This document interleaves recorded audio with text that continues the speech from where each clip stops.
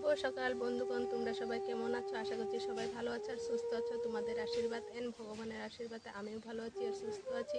তো আমার চ্যানেলের গুরুদেরকে জানাচ্ছি আমি প্রণাম, আর ছোট ছোট ভাই বোনদেরকে জানাচ্ছি আমি অনেক অনেক ভালোবাসা। তো বন্ধুরা, আজকে অনেক দিন পরে ব্লগ ভিডিও নিয়ে এসেছি তোমাদের সবার মাঝখানে। তো বন্ধুরা, ভিডিওটা স্কিপ না করে ফার্স্ট থেকে লাস্ট পর্যন্ত দেখতে থাকো। আশা করছি ভিডিওটা দেখে অনেকটাই ভালো লাগবে।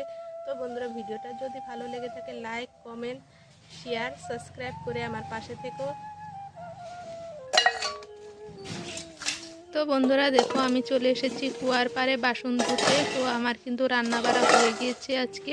সকাল সকাল আমি সকালে রান্না, দুপুরে রান্না, দুইবারের রান্না একবারে করে নিয়েছি। তো জানোই তো খাটো বেলা, তো সকালের রান্না ভাতটা খেতে খেতে না 11টা হয়ে যায়। তো দুপুরে রান্নার সময়টাই পাই না গো।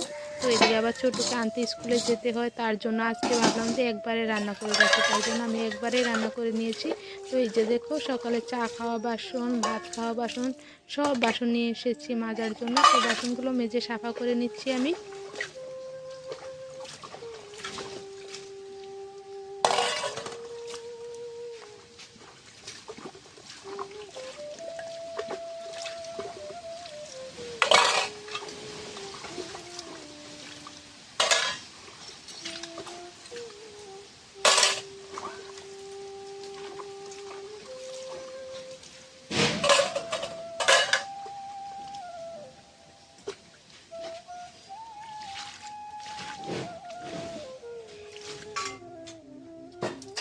বন্ধুরা, বাসনটা নিয়ে চলে এসেছি বাড়িতে। তো এই যে দেখো, এখানে বাসনগুলো সব আমি রেখে দিচ্ছি। তো বাসনটা রেখে নিয়ে তো আমি ঘর দুয়ার লেপবো আজকে। তো কয়েকদিন ধরে ঘর দুয়ার লেপা হয়। দেখো, আমি গোবর নিতে এসেছি লোকের বাড়িতে।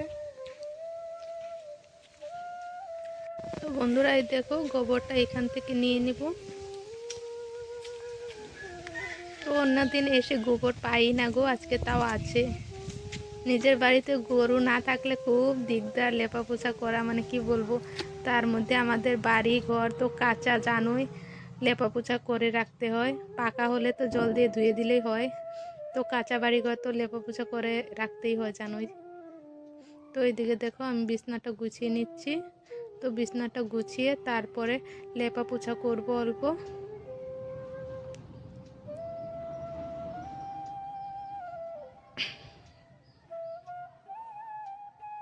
তো বিছনা গোছানো হয়ে গিয়েছে। তো আজকে কিন্তু আমি ছোটোকে নিয়ে স্কুলে যাইনি, ছোটো আজকে বাড়িতে। ছোটো না খুব জ্বর উঠেছিল কালকে রাত্রেবেলা, তো ঘরে ওষুধও ছিল না, তার জন্য আজকে আমি ছোটোকে স্কুলে নিয়ে যাইনি, ছোটো আজকে বাড়িতে। তো এদিকে দেখো, আমি গোবর মাটিগুলো সব মিক্স করে নিচ্ছি লেপার জন্য। তো মাটির ঘর লেপে পুছে না রাখলে কিন্তু ভালো লাগে না। তার মধ্যে আমাদের ঘর দুয়ার না একদম শুকনো, না লেপলে মানে পুরো ধুলো ধুলো হয়ে যায়। তার জন্য আমি গোবর বেশি করে দিয়ে লেপছি দেখো। তো কি করব বলো, ভাঙা বাড়ির ঘর লেপে পুছে রাখলে তবু ভালো লাগে, তাই না বলো?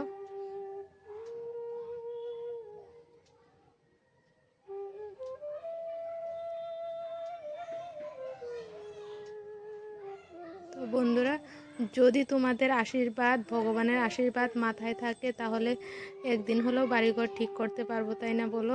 স্বামী স্ত্রীর সম্পর্ক যদি ঠিক থাকে, খুব সহজেই পারবো।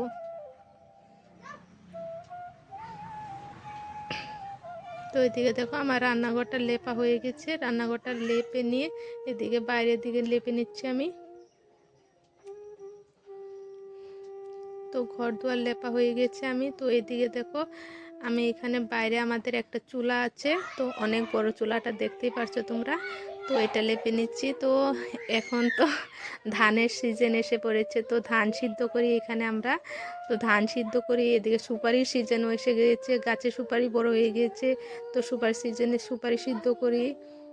তো লোকের বাড়ি থেকে সুপারি দিয়ে যায়, তো সেই সুপারিগুলো সিদ্ধ করে আমরা উঠাই। তো আবার ধান আমাদের এক বছরে ধান কিনে রাখে, তো সেই ধানগুলো সিদ্ধ করে এখনকার সিজনে শুকিয়ে রাখি। তারপরে বর্ষার সিজনে আর টেনশন হয় না। তো শুকনা ধান ঘরে থাকে, খালি মিলে থেকে ভাঙিয়ে আনলেই হয়। তো বন্ধুরা লেপা পোছা তো আমার ঘর দুয়ার লেপা পোছা করে এখন আমি উঠোনটা লেপে নিচ্ছি। তো এদিকে ছোটু কান্না করছিল, চোখের ভিতরে যেন কি ঢুকে গিয়েছিল, তো সেটা বাইর করে দিলাম। তো আধা লেপা হয়েছে। তো একটা মানুষ এসেছিল আমাদের বাড়িতে মাখতে বৈষ্ণব সেবা, তো মাগুনটা দিয়ে নিয়ে আবার লেপা শুরু করে দিয়েছি। তো ওইদিকে দেখো আমাদের একটা তিরপাল দিয়ে ঘর বানিয়েছে, ছোটো মোটো দেখতেই পারছো তোমরা।